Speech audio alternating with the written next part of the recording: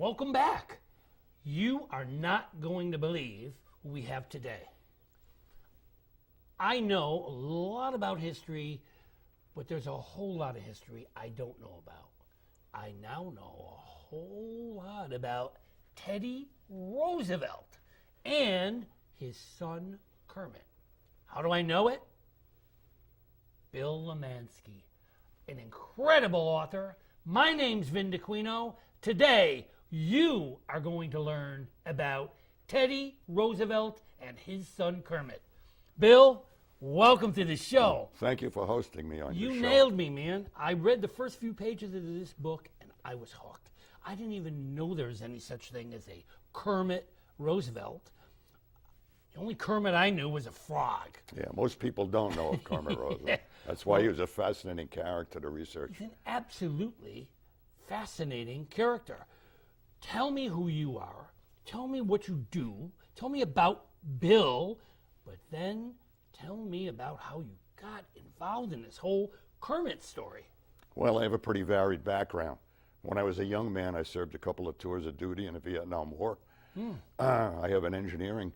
I'm early retired from an engineering career in the nuclear industry. Wow.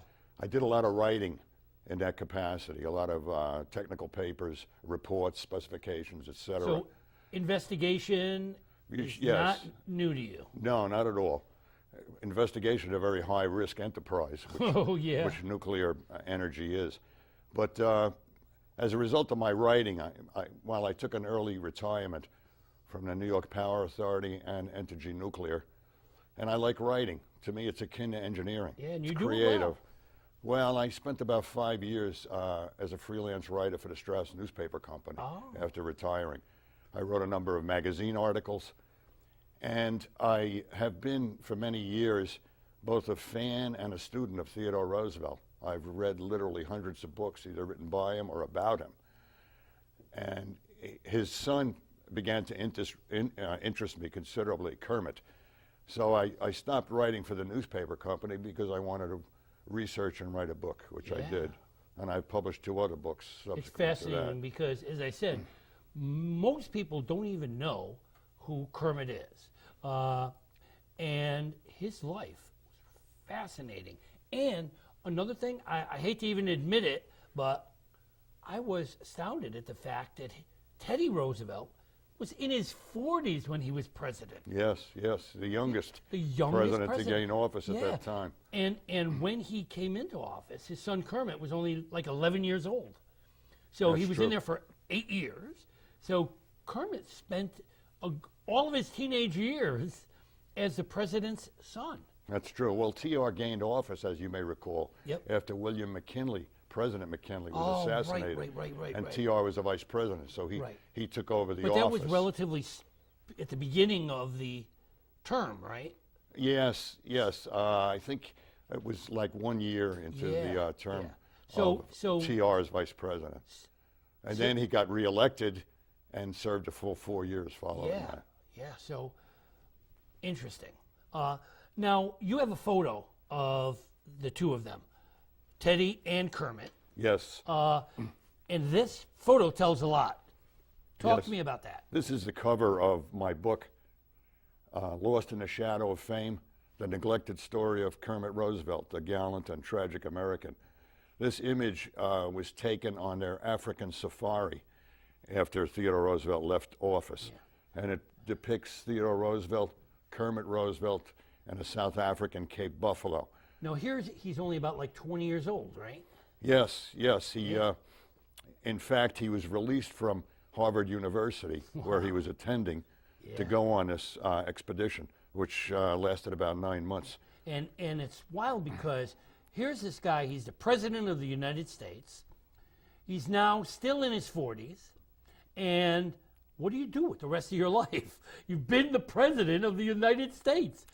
And what's he do? He goes on a safari and takes his kid with him. Well, what added to that situation, despite being the president of the United States, or in addition to being the president of the United States, as you probably know, he was considered to be a human dynamo. He couldn't sit still. I mean, he would be considered. I know that feeling. He would be considered to have probably ADD today had he had he been alive. So he constantly needed a rejuvenation of his massive amount of energy, recharging his batteries. So he had contemplated going to Africa for some time. And when he left the presidency, it gave him that opportunity. Plus, he wanted to isolate or withdraw himself from politics.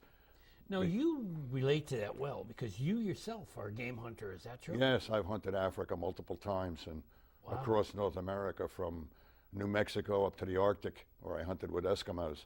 So now what I'm waiting for is your book on Ernest Hemingway. Yeah. They, in a lot of ways, they were alike. When I was younger, I became fascinated with Ernest Hemingway. And I had a book of all of the photos of his life. Then I had a book of his biography, and I had a book of his works. So I would read a poem, see what year it was written, look at the photos to see what he looked like when he wrote the poem, and then look at the biography to see what else was going on in his life at the time. And it was just fascinating, and I got all caught up in that. Yeah, and he was the whole a fascinating idea of character. game hunting. Now, today, he would raise a few eyebrows because this guy didn't go and catch a lion. He went and hunted all kinds of species, and he was actually given money to do this. Is that right? Well, this safari actually was under the auspices of the National Museum in Washington. So between he and Kermit, over a 9-year period, harvested over 250 animals. Wow. Between the two of them, they took over, I think, 9 lions alone.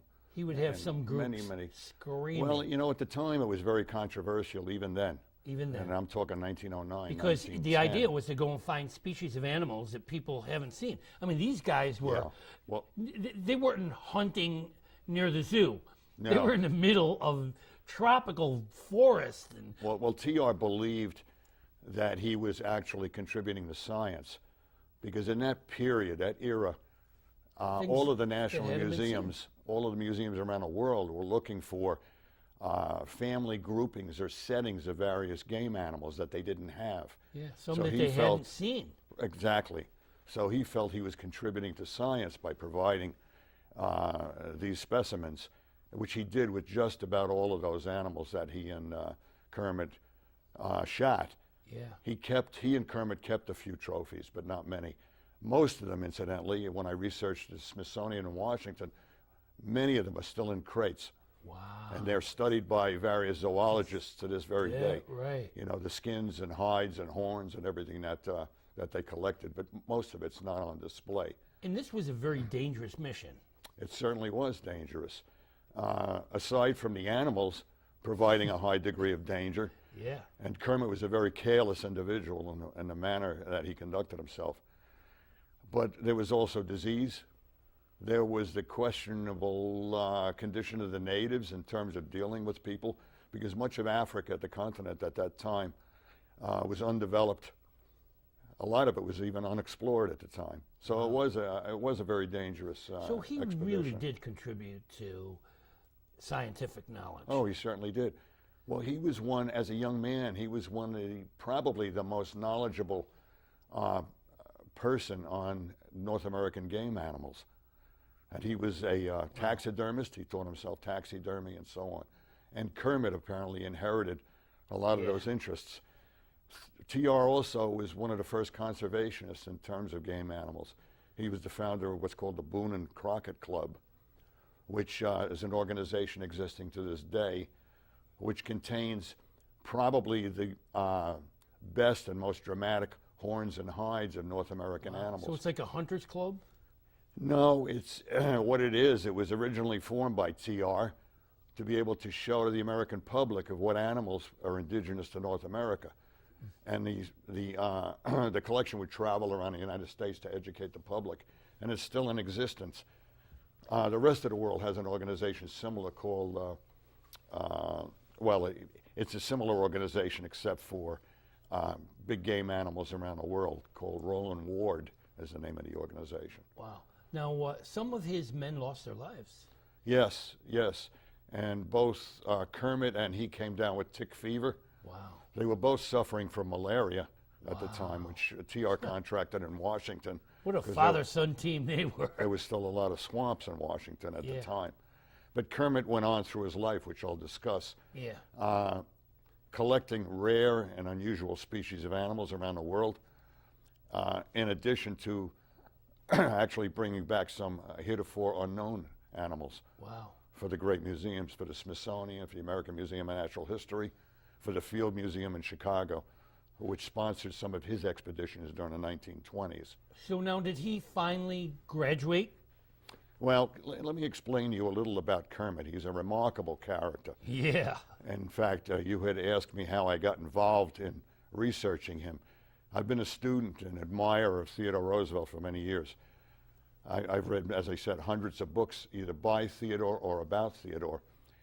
And in going through TR's life, I got very familiar with his immediate family. Wow. But I continued seeing Kermit moving in and out of TR's life. So I said, wow, this individual sounds very interesting. I wanted to research him a little. And there's almost no published information available on Kermit Roosevelt. Yeah. In fact, I'm the first and only person to write a biography on him. Yeah. And I'll explain in a few minutes yeah, you'll tell me why, because he has somewhat of a dark And past. the reason is amazing. But so. out of all of his siblings, and there were 6 children, Wow. he's the second son of TR. He's the most, in my opinion, the most fascinating of all of them, even more so than his father, Well, TR. one died very young. Yes, that was Quentin. He died in World War I. He was shot down over France. He was a pilot in one of those double-winger planes. I think he was 21 years old when he died. But Kermit was a hero in World War I, a hero in World War II. Wow. He actually created and managed some of the largest shipping companies in the United States after World War I. That fascinated me. In addition to all this game hunting and all these other things, he was an incredible businessman. He was an incredible businessman. He was an intellectual. Yeah. He graduated Harvard University in 2.5 years. And so different from his father. His father being that boisterous, gregarious kind of guy. Yeah, no, and Kermit wasn't. Kermit was kind of like quiet. A quiet, withdrawn, But unruffled type person. when did he start to go to the bottle? Well, that's an interesting thing. One of his big problems is he was a severe depressive throughout his life, which his mother even noticed when he was a youngster. She called him the boy with the white hair, because he was blonde, and the black heart. So she noted that he would fall into bouts of depression. Yeah. And I think that may have stimulated his drinking problem. And that wasn't new to the Roosevelts. No, I was just going to say, Theodore Roosevelt's brother Elliot had a severe drinking problem. He was Eleanor Roosevelt's father, as you may recall. Yep. And in fact, he killed himself with alcohol. Wow. And a number of the other Roosevelts also had drinking problems. So, I mean, you know, people speculate on why alcoholics become as they are. Yeah. But Because in so many ways, they were great people. The they Roosevelts were. But amazing. much of that alcoholism is considered to be locked up in your genes. Yeah. So it stands to reason that Kermit may have had that problem inherited as well. Yeah. Now, TR was also a depressive. Many people don't realize that. No. And the theory is, which I happen to buy into, is that's one of the reasons why he was such a manic person. Yeah. You know, he he tried to was- work off the Yes, depression. precisely. Because Yeah. he saw what had happened to his brother Elliot. Yep. He was a teetotaler. Yeah. Oh, is that In right? fact, many criticized him, as political opponents criticized him in later years as being an alcoholic, which he was greatly offended by. Yeah. In fact, he went so far as to sue a newspaper publisher in Wow. Buffalo, New York, Wow. because he published a story saying That he was a TR was drinker. an alcoholic. And he won the case. All he Yeah. wanted was a retraction. I think he wanted $1 for Wow. that, to prove that he wasn't an alcoholic. Yeah. But getting back to Kermit, he was a really, as they say, multifaceted person. He was an intellectual. He wrote a number of books. He spoke 5 languages. And after this amazing trip with his father, well, then he went on another trip with his father. Yes. He was kind of selected, I guess, by his mother, Edith, to be a guardian or overseer of TR on these expeditions. She was kind of happy to have You got to him realize go with your father. Yeah, he was in his early 50s, out of the White House, out of shape. He had poor eyesight, so Kermit went along to kind of keep him out of trouble. Yeah. So Kermit, accompanied him to Africa for 9 months, Wow. and then they went on a very, very fascinating adventure to the Amazon basin. Yeah. They went there to recon and discover the end of a mysterious river called the Rio da Duvida, which is the river of doubt. And they almost all died. It's an incredible story. I have a whole chapter dedicated to it. In the book. Yeah, they were starving. How they came out alive is fascinating. One of the members died in the rapids of the expedition. Yeah. One was murdered. Whoa. They were attacked by Indians, and they didn't know where the end of this river was, and they were running out of food. And it turned out to be longer than the Rhine in Europe, the river. Wow. It's now called the Rio Roosevelt on maps, and some maps say the Rio Teodoro, And then there's a tributary too, isn't it? called the Rio Kermit. Yeah, Yes. named for both of them. That's right, but at that time, its beginning and end were completely unknown. Wow. So Kermit went along and actually saved TR's life. Wow. A lot of people don't realize it or know that TR was going to commit suicide on that trip. Wow. Because he was greatly concerned for the lack of food. There wasn't enough to eat, and there were, I think, 23 members, although it And he was would have whittled been willing down to to 21. His life And and his portion of the food. he had injured his leg, which was an old wound he had received years earlier, and he re-injured it on this trip. And he was delirious for a period of time. He lost like 60 pounds on the trip. Wow. And he didn't want to delay or hold up or jeopardize the rest of the expedition. So he told Kermit, leave me here. You men go on. And Kermit naturally wouldn't leave him. Never do it. And TR must have realized when he came out of delirium, must have realized that if he did die, Kermit would not leave his body there to the appetite of the jungle and would take him out anyway, which would be more of a burden, carrying a corpse. So he stumbled along and made it out. Wow. Many people think that was one of the reasons why he died at such a young age. Yeah. TR died at 60 years old. Yeah, that's pretty young. Now, after this Brazilian, the River of Doubt, after that, that was pretty much the end of the Roosevelt, the TR trips. Yes. But Kermit actually went on another huge adventure with his brother, right? Yes, with Teddy? With Teddy Jr. He went on 2 or 3 expeditions with So he Teddy never gave Jr. it up. He went to the Himalayas. He went to India. He went to Korea. Wow. He went to what is now North Vietnam, collecting rare and unusual animals for the museums. Oh, my God. Now, in all of this, he was a shipbuilder, and he actually did quite well. I was trying to figure out how in the world he did all these safaris and still managed to be a successful businessman, but he was. He was both. He was a world explorer, a big game hunter, a naturalist, and a corporate executive. He actually accumulated quite a bit of money from the shipping industry. However, he lost a lot of it after the stock market crash in '29 and the subsequent depression. Yeah, But so he was still doing better than 39. most. So he was about 40 years old when the crash happened. Yes, that's correct. So He died at 54 years old in 1943. yeah, a now very, that's very a mysterious whole death. nother Yeah, that's story. another story. So during this time, this whole shipbuilding, a lot of parties, a lot of business, and a lot of drinking. And he developed serious drinking problem. Yes, he did, and he was a philanderer. He had an eye for the ladies. So, And he was married. and he was married. He had children. Yeah. So he began running around and disappearing with a mysterious woman. Now, this is at the beginning of prior to World War II. But at the beginning of World War II, he would leave with this woman, disappear for periods of time. And no one knew where he went. Now, Man's man, unfortunately. Well, let me explain to you the difference between the 2 branches of the Roosevelt family, and then we can talk about where Kermit fit in to this whole arrangement. There's the Oyster Bay Roosevelts, which is the TR side of the family, who were Republicans.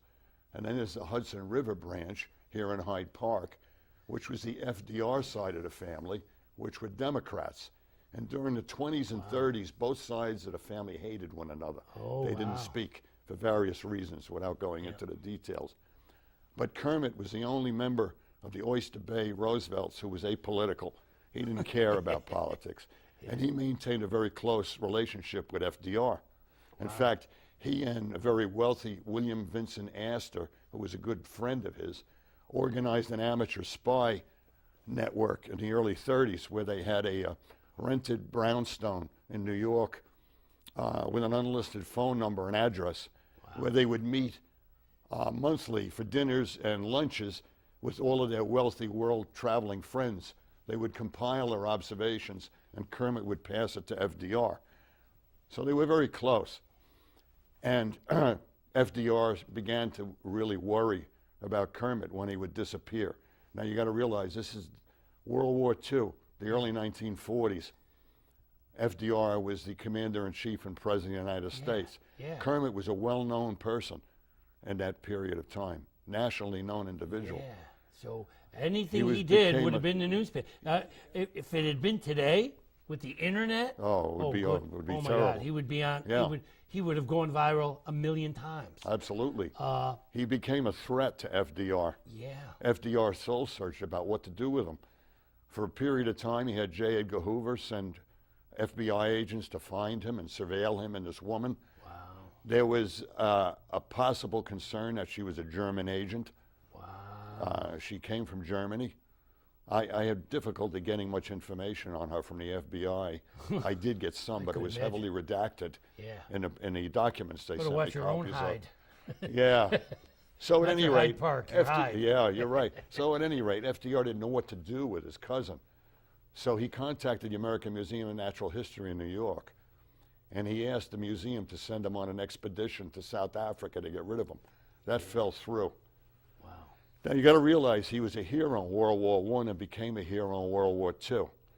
So FDR, this is after he came back. He was cashiered out of the British Army, which he joined because the U.S. was marking time before entering World War II until Pearl Harbor.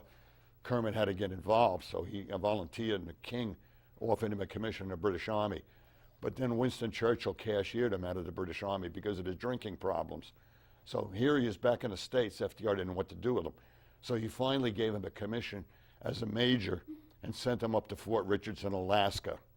And that was the beginning of his demise. Well, then he would disappear even there for periods of time.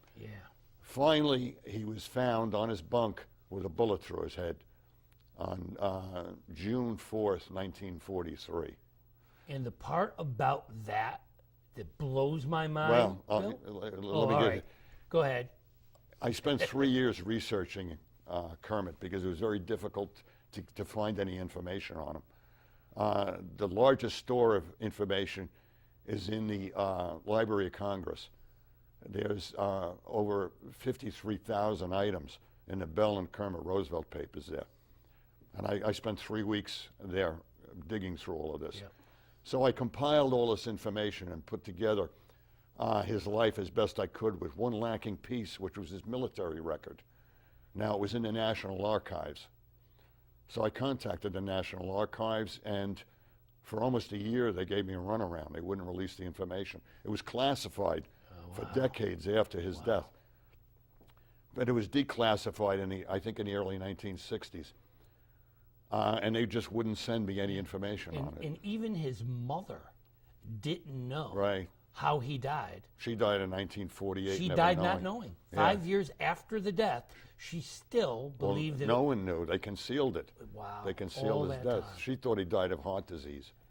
And in actuality, Kermit Roosevelt put a bullet through his head. Yes. Now, however, the information I got from the National, the way I received the information, is I had gotten Congressman John Hall. Remember him? Who's that? Congressman John Hall. He yes. He was a rock singer before becoming a politician. But his office interceded, and the National Archives were willing to release his military record. Wow. And when I received them, I was amazed. It was 630 pages, that You thick. did it so well. You covered, I mean, I couldn't believe with the evidence here. I mean, talk about a shadow of doubt. Bill, I hate to drop this on you, but we have 2 minutes left. Oh, boy, So, the time went fast. I know, flies. But to make a long story longer, what I believe happened is he didn't die a self-inflicted death as the official records claim. I think he met with foul play.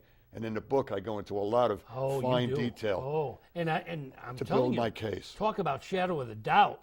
By the time I got through with that, there was almost no doubt in my mind that it wasn't just a self-inflicted wound. There were just too many things. You point out so many incredible reasons why this could not have happened, as they said, because the stories were conflicting. That's true, yeah. Kermit had a son. Yes. Tell me a little bit. Yes, Kermit Jr., known as Kim, he became a CIA operative in the Middle East, and in 1953 he is credited with almost single-handedly overthrowing the government of Iran. Wow. That put the Shah And that's back Kermit's on the son. peacock throne. Yes. Wow. Fascinating story, which was declassified only recently. Wow. But he almost single-handedly So overthrew. is that your next book? Now I'm thinking of writing a book possibly on all of the son's activity in the military called Roosevelt's Warriors, because they were all heroes in two wars, except for the youngest son, which died in World War I. Well, you have done a remarkable job. I thoroughly enjoyed this book, Lost in the Shadow of Fame. I can't wait to see your next book. You've done a very important service. You've delivered Roosevelt to us in a way that we needed to know, with things that we just didn't know about. So you need to know more about Roosevelt. You need to read this book. You will love it. It's written so well, clearly. Thank you for joining us. My pleasure. Thank you for being a part of this show, Thank sharing you. your information. It's a pleasure. Likewise. Pleasure to have Thank you here very and a much. pleasure to read the book. Tune in, keep reading, keep listening. History is made to learn.